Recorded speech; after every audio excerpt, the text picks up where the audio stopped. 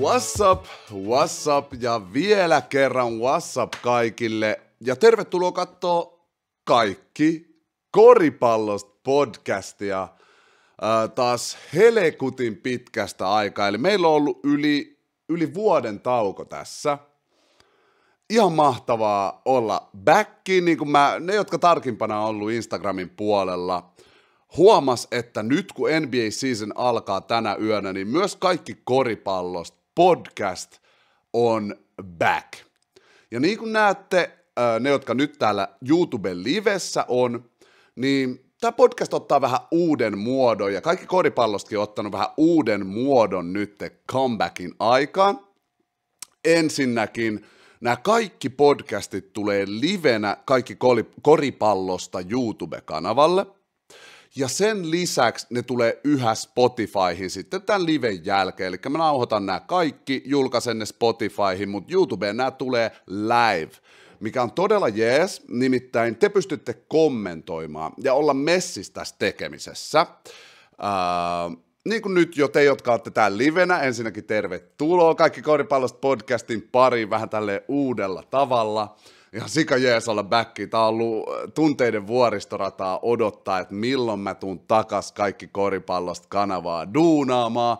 Tauolle oli syynsä ja se on yksi osa tätä tämänpäiväistä podcastia, eli tehdään tänään tällainen vähän lyhyempi, katsotaan kuinka paljon papatettavaa mulla on, koska jo viime kaudesta on paljon sanottavaa, tästä kesän tapahtumista, tai siis tauon tapahtumista on paljon sanottavaa, ensi kaudesta on paljon sanottavaa, ja totta kai mä haluan myös kertoa teille, missä mä oon ollut, mitä mä oon tehnyt, vastailla teidän kysymyksiin, mitä te chattiin heitätte.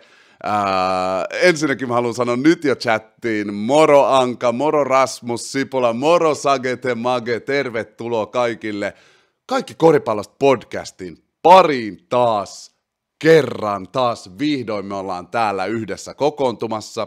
Toivottavasti tähän ekan jaksoon live-aikaa mahdollisimman moni community-jäsen näkee, että me ollaan backiin vähän uudessa muodossa, mutta vaikka ne ei nyt tässä tätä näkisi, niin no moni teistä varmaan kuunteleekin tätä nyt Spotifyn puolella, eli kerron vielä kerran, kaikki Koripallosta podcast on virallisesti takas. Se, miten tämä tehdään nyt, on, että joka tiistai livessä istutaan yhdessä alas, katsotaan, mitä viimeisen viikon aikana NBA:ssä ja korismaailmassa yleisesti on tapahtunut, ja tämän liven jälkeen mä myös uploadaan nämä Spotifyn puolelle, eli jos sä missaat livet, ei mitään hätää. Nämä pystyy aina kunnon niin kuin vanhaan kunnon tapaakin. Ja tänään on kaikki Koripallosta podcast-jakso 35, jonka nimi on vaan Kaikki Koripallosta on back. Eli no ensinnäkin mä voisin ihan vastaa tuohon Sagen kysymykseen, eli mitä kuuluu. Siitä on vähän aikaa, kun ollaan juteltu, kun olette kuunnellut mua näillä taajuuksilla näistä aiheista, ja paljon on tapahtunut elämässä.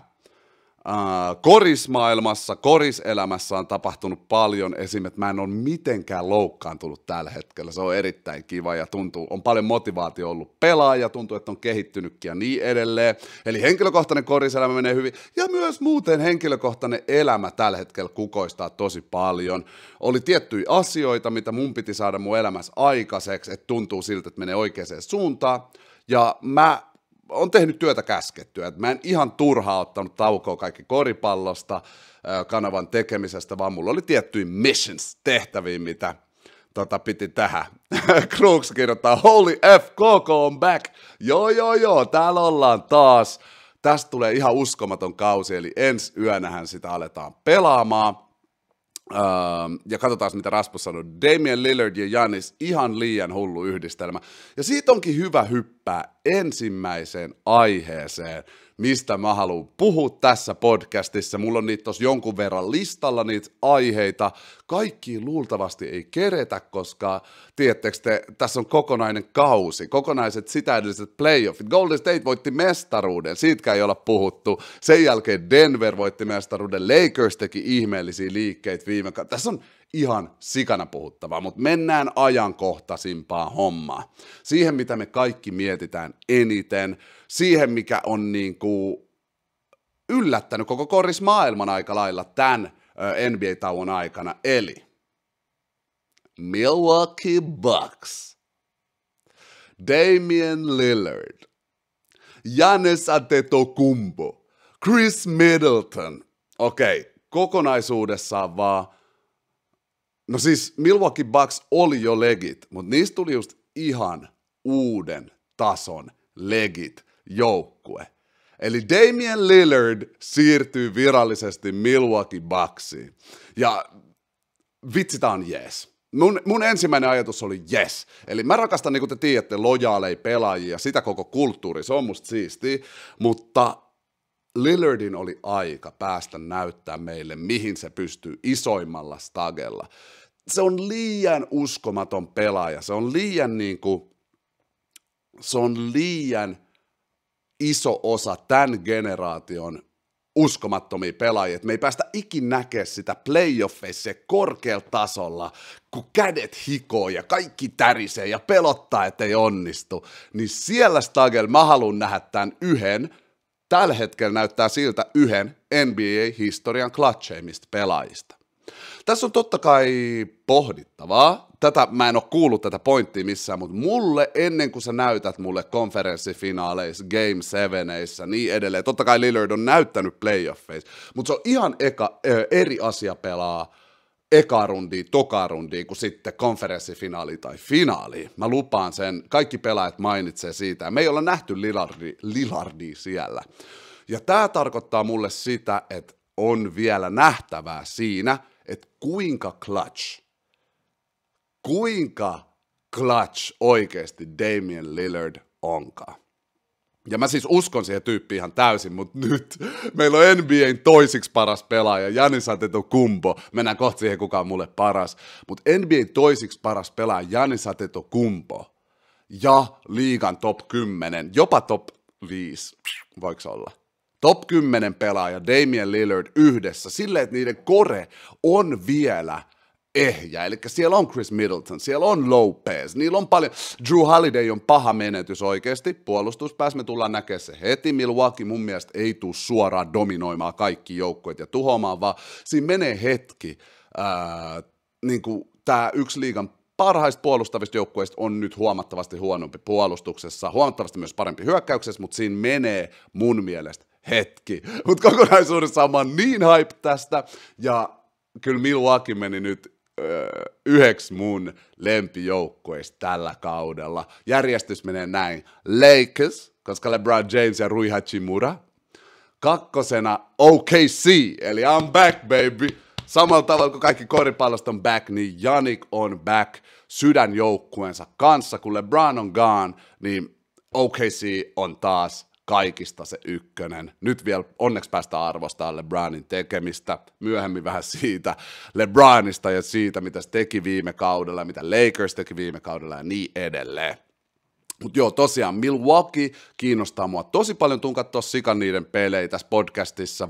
Voitte olla varmoja, että vähän niin kuin yhdessä vaiheessa, silloin kun mä aloitin, että Chicago Bulls oli koko ajan se aihe, niin Milwaukee tulee olemaan iso aihe jokaisessa jaksossa luultavasti. Pyrin katsoa niiltä ainakin 70 peliä tällä kaudella. Sitten toinen aihe, mistä mä haluan puhua heti, joka liittyy näihin isoihin muutoksiin, on joukkue, mistä mä en niin paljon tykkää, joka voitti toissa mestaruuden. Eli nyt te tiedätte jo, kenestä mä puhun. It is the Golden State Warriors. Golden State Warriors on tehnyt nyt liikkeen, joka tuntuu tosi luonnottomalta.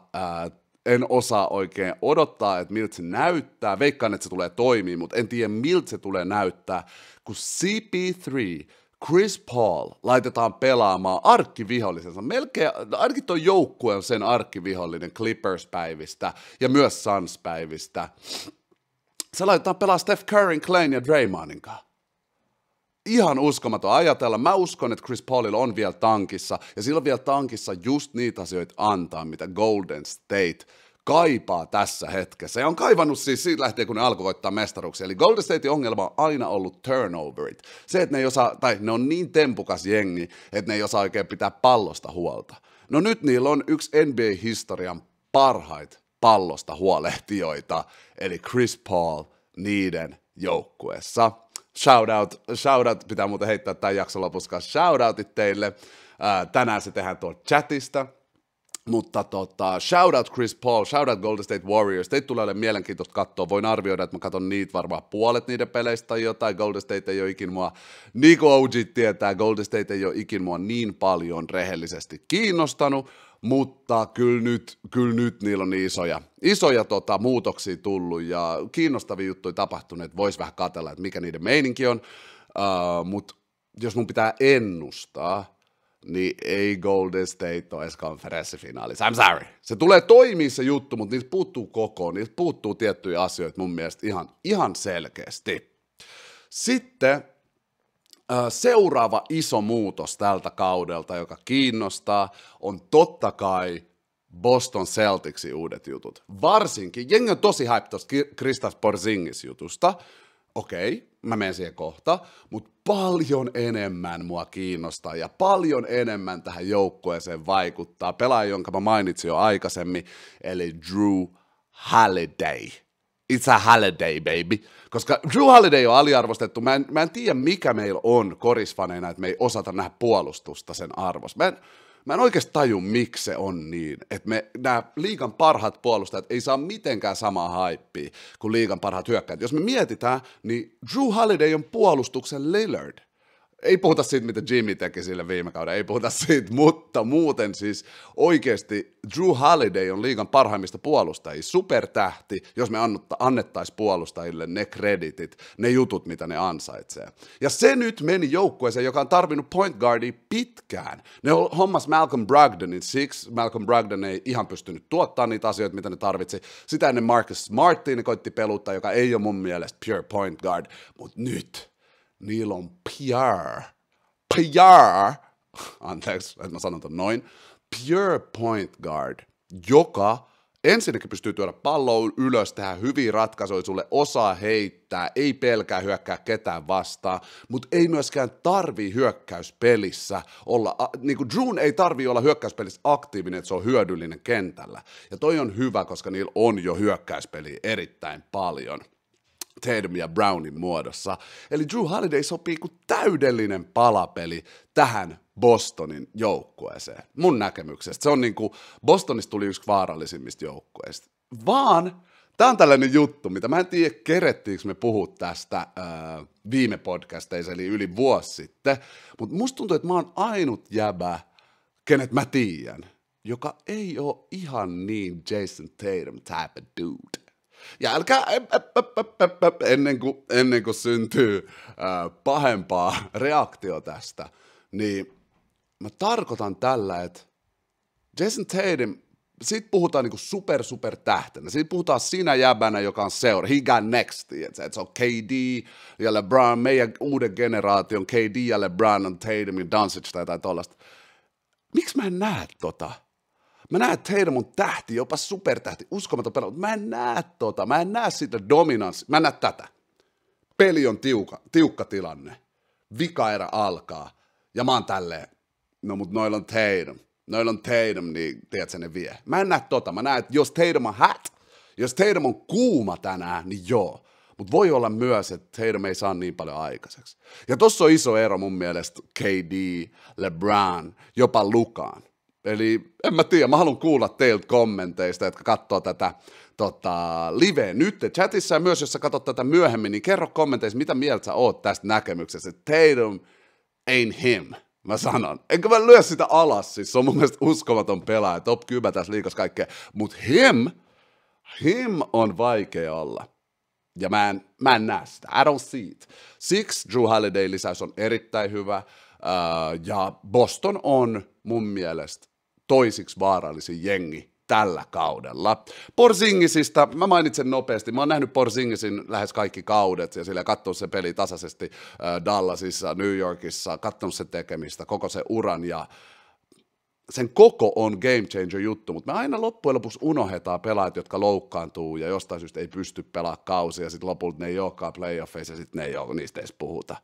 Ja Porzingis on aina kun mä oon tiennyt se ollut toi pelaaja. Iso haippi, iso talentti, unicorn kaikkea, mutta se ei pysy vaan ehjänä. Se ei vaan pysy ehjänä, plus silloin oli Doncicin kanssa, että se halusi sikan roolia. Ei sillä tule ole roolia tässä Boston-joukkoissa, siis totta kai sillä on joku rooli, mutta ei se tule ole se, kellä annetaan palloa postiin tai mitään. Hei, let's make a play, tehdään play Porzingisille.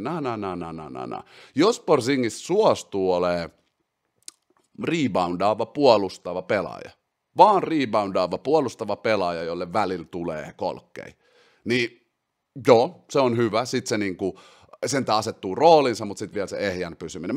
Mä en näe sitä, I'm sorry, mä en itse näe sitä, mutta kertokaa teidän näkemyksiä, mä kuulen niin mielelläni. Ja tähän väliin mä haluan sanoa, me ollaan back, baby. Tässä mä oon, puhun koripalloa, kaikki koripallosta kanavalla, is beautiful. Mä tiedän, monet teistä tuli laittaa mulle viestiä kyselemään milloin back, ja mä en osannut vastata, koska mä en tiennyt milloin. Rehellisesti, mä en tiennyt milloin back. But I'm here, baby. Täällä ollaan. Vitsin kiva tehdä tätä. Kiitos teille kaikille teidän viesteistä. Kiitos teille kaikille tuesta. Kiitos kaikille ymmärryksestä. Ymmärrän myös kaikkien turhautumisen, jotka halusi niin paljon, että kaikki koripallosta olisi tullut viime kaudella backiin. Mulle ei riittänyt jaksaminen, mulle ei riittänyt aika. Mun piti keskittyä muihin juttuihin elämässä. Ja mä otin se ajan itselleni ja on iloinen siitä, mutta mä oon myös tosi iloinen siitä, että mä voin olla backi. Nyt mä haluan katsoa vähän teidän kommentteja tässä, näin. Severi Salmi sanoo, on venannut vuoden, että tämä kanava jatkuu. Luulin jo, että oot lopettanut tän. I'm here, baby. Sagete Mage sanoo, ihan hyvään aikaan vaihtoo jengiä, sillä alkaa ikä tulla vastaan. Mutta nyt on vielä mahis päästä kiinni sormukseen, niin varmaan puhut LeBronista. Ei kun Chris Paulista ehdottomasti puhut. Sake sanoi, if you can't beat him, join him. Chris Paulista, hyviä pointteja. Jaja Bink sanoo Tatumista, että kyllä se pystyy tekemään mitä vaan, mutta ei siitä koskaan tule ihan esim. KD-tason pelaaja. Jep, aika lailla toi. Mun mielestä jos silloin kuuma ilta, niin se on yhtä hyvä kuin melkein kuka vaan pelaaja, mutta sille ei vaan ole tasaisesti se ilta samalla tavalla kuin joku KD. KDstä ei edes voi sanoa, että se on hat, koska se aina heittää 60%. Seuraavaksi, Anka Ykköseltä tuli niin hyvä kysymys, plus mus palaa halu tehdä tää, että annetaan yksi shout out! Oh yeah, baby. Kiva tehdä näitä taas. Eli Anka Ykköselle meni shout out sen kysymyksestä, mihin mä olisin ottanut kantaa tässä, mutta parempi suoraan vastata sulle. Eli mihin veikkaat, että Luka ja Kyrie pystyy Dallasissa? Ja ensinnäkin mun sana, mikä tulee mieleen, on show. It's gonna be show time. It's gonna be show time. Tosta tulee niin hullu show, 2 pelaajaa, jotka pystyy melkein mihin vaan. Vähän vielä erityyliset pelaajat, niin ne pystyy täydentämään toiseen ja kaikkeen, mutta sitten Dallas itsessään ei pelota mua, ei pelota ketään. Noiden kaverien puolustus ei pelota mua. Siellä ei ole sellaista lockdown D-type beat tunnelmaa Dallasissa ollut vuosiin, eli sanoisin, että ne pääsee playoffeihin just play-innin kautta 7 seedinä. Ne pääsee playoffeihin ja tippuu ekalla rundilla. Ei tuo ole helppo vastus kellekään playoffeissa, mutta se on mun näkemys heistä. Kiitti ihan sika kaikille teille, jotka on täällä messissä täällä livessä. Tässä vielä vähän tutkitaan, että miten tätä podcastia tehdään nykyään, niin tämä live voisi olla just kiva vaihtoehto. Toinen, mitä mä mietin, että mä teen vaan niinku videon tässä muodossa ja julkaisen se Spotifyhin ja tänne, mutta tämä tuntuu aika hyvältä, tämä tuntuu aika kivalta olla täällä läsnä teidän kanssa. Sitten seuraavaksi aihe, mihin mä en keskity sen enempää, tai niin pitkään, koska meillä ei ole niin paljon mitään niin kuin uutta tietoa siitä, ja muutenkin tämä aihe ei liity mun mielestä niin paljon koripalloon, vaan ihmisen hyvinvointiin, eli Ja Morant. Ja Morant on nyt out, ensimmäiset 25 peliä oliko se, mikä tarkoittaa, että se ei pysty voittaa mitään noita palkintoja, All NBA-palkintoja tai mitään noita, koska on tullut ne uudet säännöt, että pitää pelaa vähintään 6-5 peliä, bla bla bla. Mutta Derrick Rose, D-Rose on siellä paikkaamassa sitä nämä alkukauden pelit, mutta korikset sikseen mun mielestä, no tää on mun tapa ajatella. Jos joku tyyppi voi huonosti ja sillä on niinku oikeassa elämässä, ei työelämässä, vaikka työelämä välillä tuntuu niin oikealta, mutta on niinku se hyvinvointielämä myös, joka on tärkeämpi mun mielestä. Jos joku siellä paikassa ei voi hyvin, niin mun omasta mielestä siitä tyypistä läpän heittäminen, dissaaminen, all this, vaikka se tekisi kuinka paljon miljoonia, niin ei ole niinku, ei ole cool. Mulle se ei ole cool, koska mä tykkään siitä, että me tuetaan toisemme. Varsin, siis korisjutuissa, jos joku heittää multa pögät ja tuhoaa mut tälleen näin, niin all day, let's joke, se ei ole niin vakavaa. Mutta sitten taas kun puhutaan niinku oikeasti henkilön mielenterveydestä, terveydestä, mä en edes ole jaksanut niin paljon lukea tai syventyä tuohon, koska tuntuu siltä, että ne asiat ei niin paljon mulle kuulu. Mä tykkään keskittyä korikseen, koripalloon, että mitä niinku koriksellisesti Ja voi tehdä. Koris mielestään ja mä oon uskomaton ja toivon, että se tulee backiin ja näyttää meille kaikille inspiroivan tarinan siitä, miten vaikeuksista noustaan takas ja all this. Mutta muuten mä en osaa sanoa oikein mitään Ja Morantille, sille all love sinne, toivotaan vaan parasta. Memphis on siisti jengi, vähän viime kauden Dillon Brooks jutut vei mut sellaisen yhden fiiliksen niistä, että niiden pitää kyllä nyt näyttää. Niiden pitää näyttää mulle jotain. Niiden on pakko näyttää mulle jotain, että mä voin fiilaa niitä. Niillä on hyvä junnujen meininki, mutta nimenomaan sellainen aika junnu meininki, että huudellaan to the king. Really? Te huudatte to the king? Okei, whatever. Seuraavaksi just mä olin kirjoittanut tänne ton Luka Doncic, Kyrie Irving jutun, mutta siitä jo puhuttiin.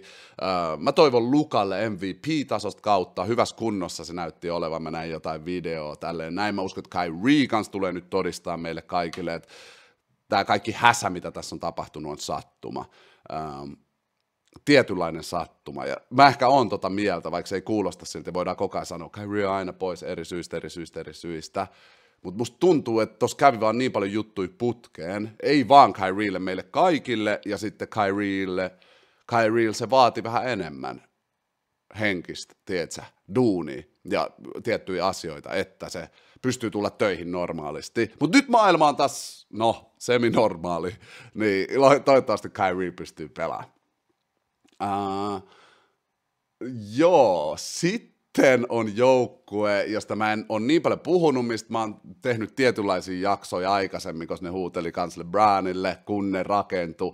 Ja nyt on kiva katsoa, tai anteeksi, mutta mulle kiva katsoa vuosia myöhemmin, mitä siinä on käynyt. Eli LA Clippers. Come on Clippers. Muistatteko te Kawhi Leonard, mä tein tästä jakson Kawhi Leonardin ja Clippersin kupla poksahti, niin siis herra jestas, ne huuteli niin paljon King of LA, Lakers on vielä voittanut mestaruuden tässä välissä, mutta Clippers ei ole tehnyt mitään.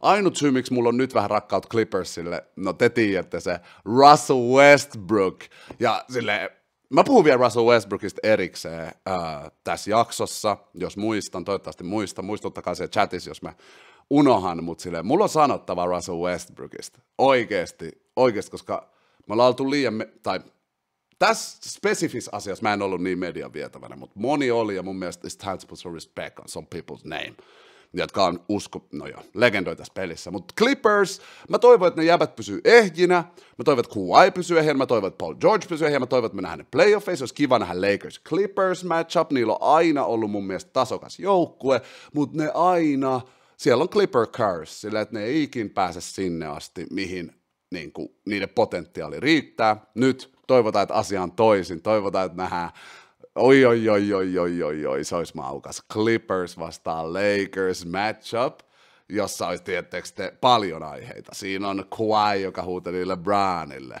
Lakersilla on mun mielestä siis, Lakersilla on yliote, vaikka Clippers on voittanut 11 viime matchupia näiden joukkueiden välillä, koska Lakersille se on mestaruuksista, ei jostain yhdestä jengistä, että ketä vastaan ne on voittanut. Ja viime mestaruus, ainut mestaruus, tai silleen menee Lakersille. Eli nyt Clippersilla on paljon tehtävää.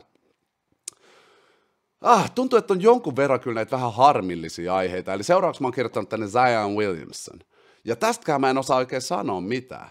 Kaveri ei ole pelannut hirveästi korista. Viimeinen juttu, mikä mun mielestä oli korismielessä, mitä se on sanonut, oli, että he wants to feel like Zion. Et kun silloin se fiilis, että se on Zion, niin se tulee back ja sitten se pystyy pelaamaan ja chaka chiki chiki chum. Ja mitä toi tarkoittaa, se varmasti tuntee kehonsa, niin kun mulla on ollut paljon loukkaantumisia tässä elämässä, niin mä tiedän, mitä se tarkoittaa, että kun sä oot kentällä ja et pysty tehdä sun juttuja, niin se on erittäin turhauttavaa, mutta samalla, tää on NBA, bro. Sille 10 pelin jälkeen ei kukaan ole niiden sille ehjimmillään, joten koita nyt vaan mun neuvo, jos ajan varmasti tätä podcastia kuuntelee Translateilla, niin mun neuvo on, että koita vaan pelaa. Koita vaan päästä kentälle. Ihan sama, vaikka sun statsit ei ole niin hullu ja sit media ottaa susta koppia, kaikki alkaa dissaa sua. Niin kuin, älä välitä, koska nykyään jengiä dissataan pelkistä heloista. Tai silleen nykyään mediaa, pelaajat ei voi kuunnella mediaa, koska se ei kerro sitä totuutta siitä, kuinka hyvä korispelaaja sä oot, mitä sun kehossa tapahtuu, mutta nyt Zionille olisi vaan ihan sairaan hyvä, että se pystyisi saada koripalloa jaloille, pystyy pelaamaan tätä peliä, yli 65 peliä, vaikka sitten jos minuutit vähän tippuisi ja statsit tippuisi, sille ei ole väliä. Nyt pitää saada tämä loukkaantumisrumba pois alta, ja mä toivon parasta, että se saa tällä kaudella pelejä pelattua ja toivottavasti menee hyvin. Toivottavasti se pelaa yhtä hyvin kuin viimeksi, kun me ollaan nähty, että se pelaa. Sehän on ihan prime-tyyppi. Sehän oli yhtä iso tulokas tähän liigaan melkein kuin Wembanyama, johon mennään myös kohta.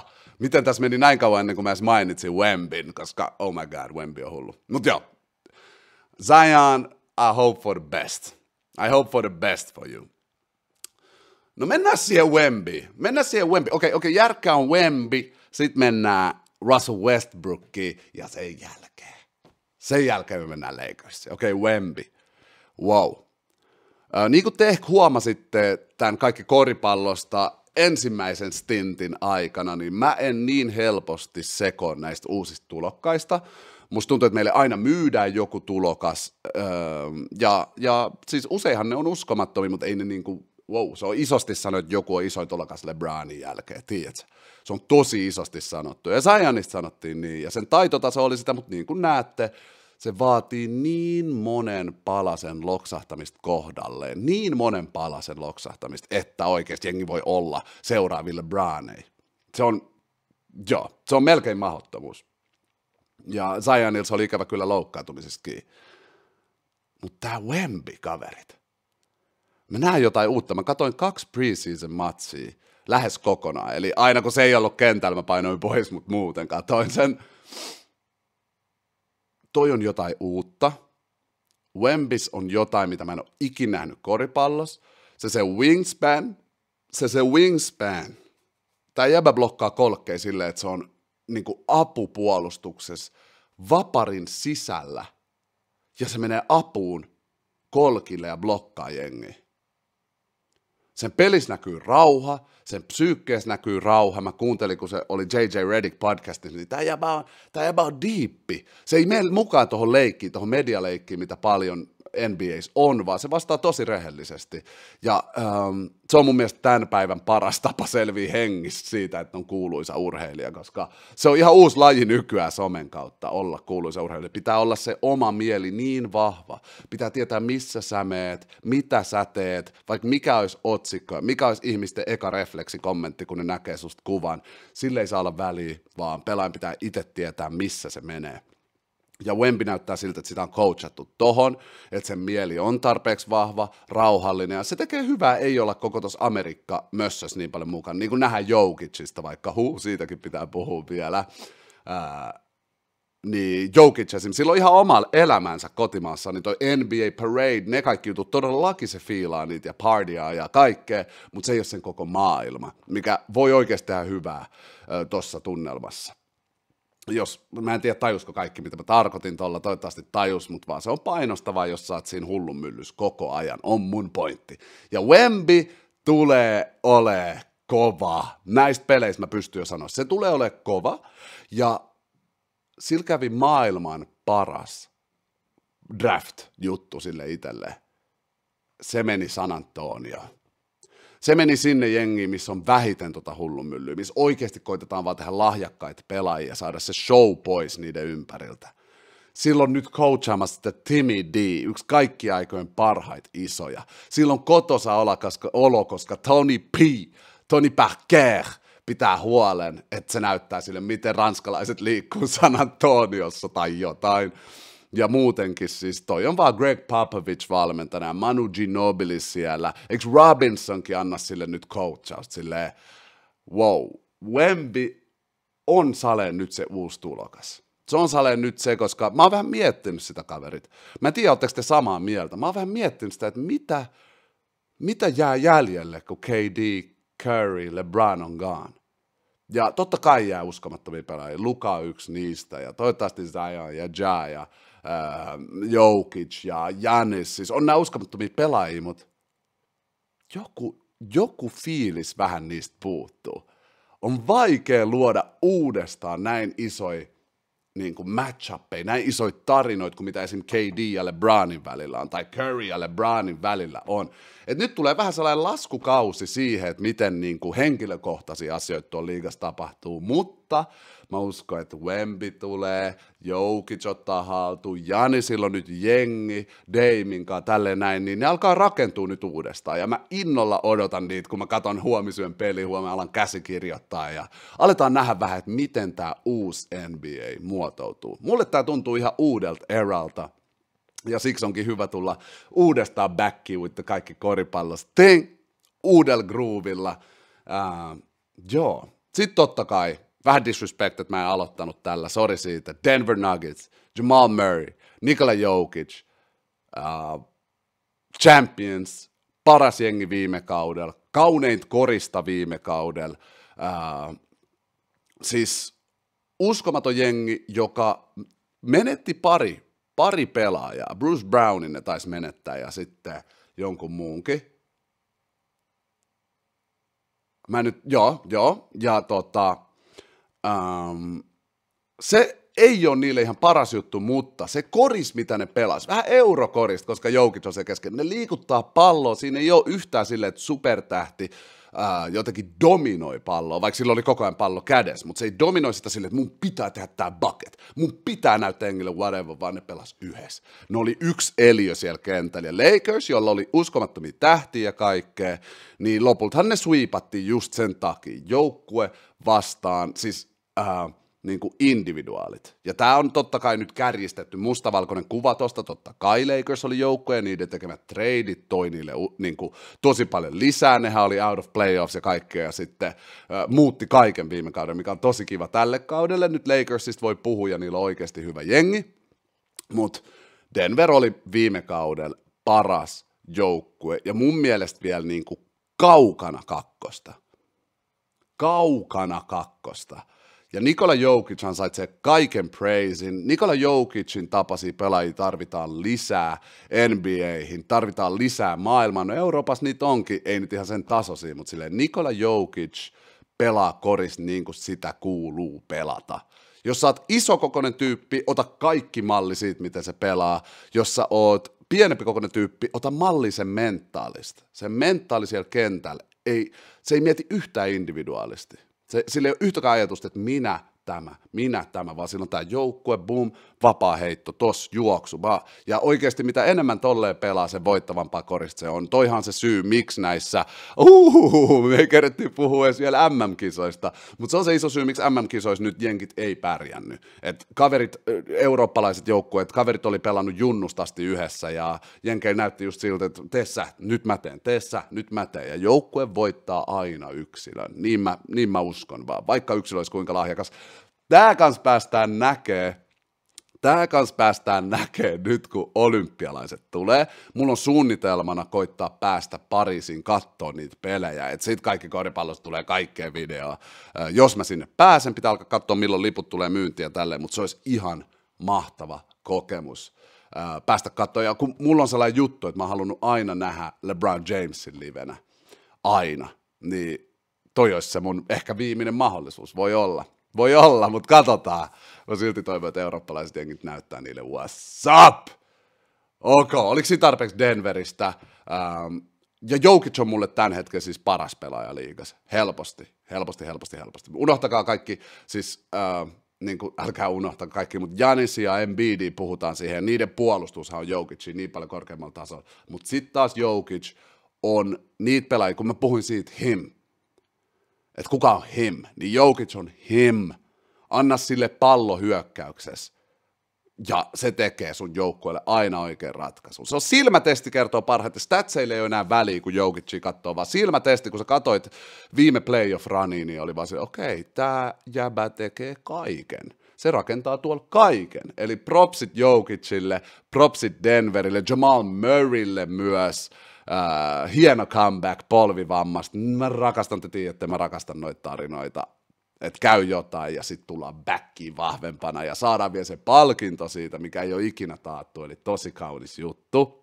Nyt ennen kuin mä alan puhua Lakers, niin mä menen vähän vielä tuonne katsoa teidän kommentteja, otetaan tuohon loppuun vähän sellainen Lakers-speechi, ja mitä mä odotan niiltä, ja mitä LeBron teki viime kaudella, niin edelleen. Sitten tää tämän päivän podcasti onkin done, mutta muistakaa, tää on vasta alku, eli joka viikko mä katson noin matsit, teen kässärit, sama kuin viime vuonna, tai siis yli vuosi sitten. Niin kuin toissa vuonnahan se oli, sama kuin toissa vuonna, ja sitten laitetaan homma rullaa, I'm back baby. Mitäs te juttelette siellä? Sagete Mage sanoo, Clippers ain't it. Facts, I'm sorry, that's facts. That's facts. Tällä hetkellä ei näytä yhtään hyvältä. Niitä on vaikea kannustaa, mutta Russ on siellä, joten mä kannustan niitä jonkun verran. Toivottavasti Zion pysyy kasassa ja sen saa baby mama drama selvitettyä. Joo, toi baby mama drama juttu, mä en tiedä siitä niin paljon. Toivottavasti siellä on kaikki hyvin. Ja toivottavasti se pystyy pelaamaan, pysyy ehjänä vaan. Joo, Raindropper, comeback time, mä oon täällä näin. Kruksi sanoo, mielipide siitä, että Euroliiga MVP Sasha Vezenkov siirtyi Sachtoviin. Niin. Sasha on tunnettu siitä, että ei kuljeta käytännössä yhtään, vaan liikkuu off-ball hyviin heittoihin ja aika omalainen pelitapa, ettei kuljeta. Joo, noi ei kuljettaa, että ne on tulevaisuus. Oikeasti Steph Curry on kanssa, kun te keskitytte Steph Curryin, moni keskittyy niihin heittoihin, tai kun me keskitytään Steph Curryin, niin me keskitytään niihin heittoihin, mutta se ja Klay Thompson liikkuu ilman palloa ihan sikahyviä, kuulostaa siltä, että Sasha tekee samaa, ja jos sä haluat löytää paikkas joukkueessa, ihan missä vaan joukkueessa, ihan milloin vaan, niin opi liikkuu ilman palloa. Niille pelaajille on tänä päivän tarvetta, koska suuri osa haluaa, tiedättekö te? Olla tää ja mä, joo, between the legs, behind the back, yeah baby. Niin pallottomille kavereille, jotka saa liikkua ilman palloa, aina tilaa. Ankasta tuntuu, että Wemby voi loukkaantua semi-nopea, mutta ei tiedä, että mitä tulevaisuudessa käy. Niinpä, ei sitä tiedä, joo, sen keho on niin uuden näköinen, tai mä en ole ikinä nähnyt tuollaista liikkumista, tuollaista tekemistä, niin voi olla, että loukit odottaa, mutta toivotaan paras, pidetään sormet ristissä, ja nyt se tarvii sitä hyvää treeniä joukkueelta, että laitetaan jänteet ja nivelet ja kaikki kuntoon, koska ja pelityyli ei saa olla liian aggressiivinen, koska toi keho, mä en tiedä miten se pysyy kasassa, mutta hei, kyllähän Manute ihan hyvin pysyy kasassa kans. Siva on se juttu, what's up, hyvä kuuluu. Totta, mä en kertonut paljon mun kuulumisista tossa, niin mä voin kertoa nyt tässä, että mä kerroin jo Tomppa Golden Statein kuulumiset, niin voit kuunnella sit podcastissa, tai tuolla Spotifyssa tämän podcastin kokonaan, niin kuulet siitä, mutta siis mulle kuuluu ihan sika hyvää. Mä oon tässä välissä luonut uuden YouTube-kanavan, joka on nyt toiminut tosi hyvin, ja sitä on ollut ihan sika kiva tehdä, ja siellä mottona all love, peace and love, ja siellä niin paljon on asioita käytännössä, mitä mä oon oppinut teidän kanssa yhdessä, kaikki koripallosta peoples. Ennen tätä kanavaa mä en ollut tehnyt mitään videoita, YouTube-juttuja, joten kaikki, mitä mä teen, on opittu täältä. Mä haluan kiittää teitä siitä, että olette ollut messissä, liveissä, olette ollut kaikki koripallosta kanavan videoita kattonut, kuunnellut podia ja opettanut mulle korista ja ihmisyyttä ja koko tätä juttua. Kiitos ihan sikana siitä. Nyt musta tuntuu, että mä pystyn palata kaikki koripallosta pariin, koska mulla on enemmän aikaa. Mä pystyn keskittymään mun intohimoon taas. Kaikki koripallosta mä en enää varmaan ikinä tule tekemään sellaisessa mielessä, että tästä voisi tulla duuni, vaan enemmänkin vaan mä haluan hang out with my koris peoples. Mä haluan jutella teidän kanssa koriksesta ja nauttia tästä ihanasta lajista. Mä en halua tehdä enää koriksesta mun työtä. Se saattaa stressaa liikaa, kun tykkää siitä niin paljon. Sitten miettii sitä duunina, se on omanlaisensa solmu. Eli tää on nyt tässä muodossa kiva tehdä podcast-muodossa. Aina kun innostun tekemään jotain videota tai meidän pelaaja tulee kuvattua, niin voin ihmeessä julkaista sen teille. Ja ehdottakaa, mitä haluaisitte nähdä ja kaikkea tällaista myös. Kiitos tästä kysymyksestä. Hyvä siis kuuluu. Ja nyt viimeiseen aiheeseen tässä tämänpäiväisessä podcastissa. Ja aihe on Los Angeles Lakers ja spesifisti LeBron freaking James. LeBron James ohitti Kareemin kaikki aikojen eniten pisteitä tehtyn pelaajan viime kaudella. Se rikkoo kaikkia odotuksia, mitä niin kuin on voinutkaan olla korispelaajalle siitä, että miten pitkään pelaa, millä tasolla pelaa, kaikki se. Eli tämä ei vaan yhä top 10 pelaaja mulle. Jopa oikeasti top 5. Mua ei kiinnosta statsit oikeastaan yhtään, kun katsotaan LeBron Jamesia, koska se on mennyt sinne God mode-tasolle. Sinne, että jos sun joukkueessa on Lebrinski Jaminski, ja silloin pallo kädessä, niin siinä on vaan se aura, tiedätkö, että nyt tapahtuu jotain hullua. Vastustajat pelkää, joukkuelaisilla on varmempi olo. LeBron James pystyy tehdä koriskentällä kaikkea. Se ei ole enää yhtä räjähtävä, sen näki selvästi, varsinkin sen jalkavamman jälkeen viime kaudella. Mutta anna vaan sille pallo. Ja mä tuun puhua tästä niin monta kertaa tällä kaudella, kun mä katson noita pelejä. Anna vaan sille pallo, niin käy jotain hyvää. Ja toi on eri kuin vaikka niin käy jotain hyvää joukkueellisesti. Ja toi on eri kuin vaikka KD, koska KD on anna sille pallo, it's a bucket. He's a bucket, facts. Mut there's levels to this stuff. Ja mä sanoisin, että LeBron James on tällä hetkellä KD edellä. KD uskomaton, KD legenda, KD respect. LeBron vaan niinku, en mä tiedä. Se rikkoo mun mielen. Miten se averagea noita pisteitä? Miten se vei sen viime Lakers-jengin? Miettikää KD siihen Lakers-jengiin, johon tulee kaikki uudet pelaajat. Niin rakentuuko se noin hienosti yhteen ja menee konferenssifinaaliin? Vai tapahtuuko siinä just se, että koska LeBron James on siinä joukkueessa, niin kaikki haluaa puhaltaa yhteen hiileen. Kaikki on siellä, wow, tässä on yksi liigan parhaista ikinä, tässä on liigan paras johtaja ikinä, top two, whatever, ihan sama, te tiedätte, MJ on mun GOAT, mutta mä voin sanoa LeBroninkin GOATiksi, tää on mennyt niin hulluksi tää juttu. Niin, musta tuntuu, että se sen vaikutus johtajana on syvempi kuin mitä me nähdään. Että kuka vaan NBA-pelaaja, jos laitetaan siihen joukkueeseen, joka viime kaudella oli ihan trash, rehellisesti trash, niin ihan kuka vaan muu pelaaja laitetaan siihen, ne ei mene noin pitkälle. Ja mä haluan vaan nähdä ton kaverin liven. Let's stop the disrespect, let's stop comparing. Mä itekin compare, I'm sorry. Me nähdään vihreä tähdenlento. Juttu, mitä ei käy usein. Me nähdään korispelaaja, jonka laista ei olla nähty eikä tulla näkemään enää ikinä. Viimeisiä vuosia viedään.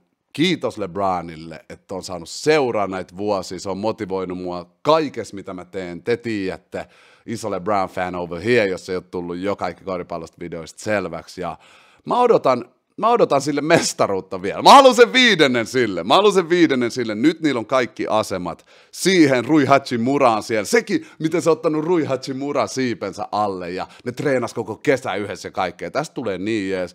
Reellisesti mä en osaa ennustaa ensi kauden mestaria niin hyvin, jos mun pitää sanoa vaan sellainen laskelmallinen vastaus, mikä ei ole mun virallinen vastaus, tiedätte, mä menen enemmän tunteella, vaan laskelmallisesti meitä sanoo Boston. Jrue Holiday on mulle noin iso muutos siihen joukkueeseen, mutta sitten kun mennään tunteella, it's Lakers, baby, it's Lakers, LeBron James tulee näyttää juttuja, AD pysyy enemmän ehjänä ja sen takia spesifisti, että tässä joukkueessa on tyyppi, jotka pystyy kantaa kortensa kekoon ihan eri tavalla kuin ees melkein se mestaruus. Lakers. Toi on hyvä kysymys. Mä en sano että toi on stämpätty noin, mutta niillä ei ollut näin hyvä jengi mestaruuden jälkeen ainakaan, sen mä voin sanoa. Alright, oiskohan tää comeback-jakso tässä? Kiitos teille kaikille ihan sikana livessä, että olette ollut mestoilla. Kiitos teille, jotka kuuntelee tätä myöhemmin YouTubessa. Kiitos teille, jotka kuuntelee Spotifyssa. Me päästään taas tähän vauhtiin, eli Kaikki koripallosta podcasti on backi. Mä haluan heittää vielä shoutoutin Sageten Magelle, joka oli heti messissä, yksi lojaleimmista, yksi OJ:mista, Kaikki koripallosta seuraajista. Kiitos Sage, että oot täällä vielä näiden vuosienkin jälkeen. Kiitos teille kaikille, että saan tulla backiin, jos teidän mielestä saan tulla backiin. Kiva olla back. Kiva katsoa taas korista. Ensi aamu se alkaa, mä keitän kahvit, laitan matsin pyöri, alan käsikirjoittaa. Ja ensi tiistain tulee taas uutta jaksoa. Vitsi, I'm back baby. Kiitos teille kaikille niin paljon tästä. Ja nähdään taas seuraavassa jaksossa. It's all love, peace and love my people. Mä oon Janik ja tää on Kaikki koripallosta. Nähdään taas seuraavassa videossa. Moro.